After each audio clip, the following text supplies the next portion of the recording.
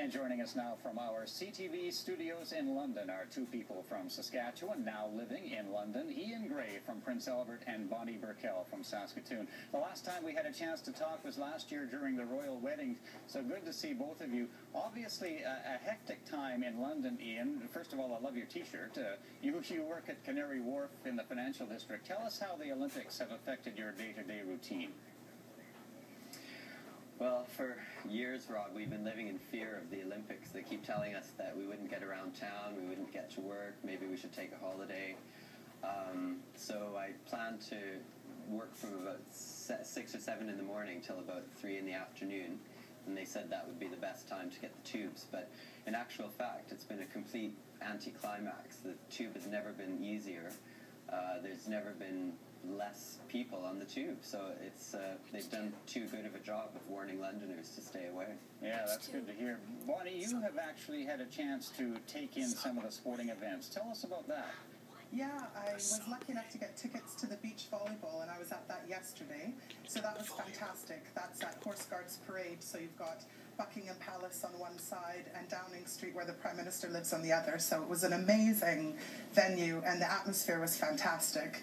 And on Tuesday I went to see women's football, or soccer as we call it in Canada, and they played against Brazil, so that was an amazing match. More than 70,000 people were there, and the great part about that match for me was that I knew one of the players who plays for Great Britain. She came in and coached my class a few years ago every week in soccer skills, and so yeah, it was fantastic. My first Olympic experience was seeing somebody that I know on the pitch, so yeah, it was great. Yeah, you're a school teacher, Bonnie. How has the Olympics in London affected the way you teach, or has it? There's been a lot of resources and lots of funding and different things made to use in schools over the last year and a half for the Olympics. So they've sort of distributed things to every classroom, like a tally chart and stickers of the Olympic values for teachers to use in whatever ways suit them. So there's been lots of Olympics things going on in schools for the last year, which has really helped sort of create the excitement and build up the whole experience for the kids, which has been really good. Sure. People in Saskatchewan are obviously watching the Olympics closely, but we don't see some of those strange things that might be happening in London because of the Olympics. Ian, what have you seen that has perhaps surprised you or made you chuckle? Well, I don't know if it's I think it's more of an Olympics thing, but the funniest thing I heard was that the Olympics committee has paid people to go around to all the toilets and all in the Olympic Park and in all the venues around London, which is just huge, putting plain white stickers over the branding on the paper towel dispensers, just because the company that makes the paper towel dispensers isn't an Olympic sponsor. So I thought it was just hilarious that they did that. And there's a bit of subversive activity going around, like people with, wearing Pepsi Cola t-shirts, peeling off the stickers on the paper towel dispensers in the Olympic Park, which is a bit funny. Bonnie, anything that you've seen that made you smile?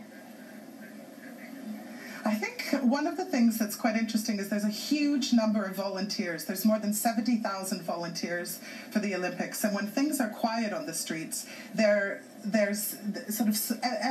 all over the place. Everywhere you look, you can see these volunteers with really not that much to do. And also army troops. Yes, loads and loads of people who are sort of working for the games. Yeah, gotta have that. One of the funny things I saw was. One of the funny things that I saw was on every street corner around the venues, anywhere there was a place to cross the road, there was a volunteer standing with a megaphone underneath the traffic light telling you when it was safe to go. So it's just almost too many people around at times, but not the spectators, the volunteers and the army. All right. Bonnie Burkell and Ian Gray, you're in the thick of the action there in London, of course. Anybody you want to say hello to back home before we go? Oh, hello to my family. My family too, Mum and Dad, brothers, happy birthday, Dominic.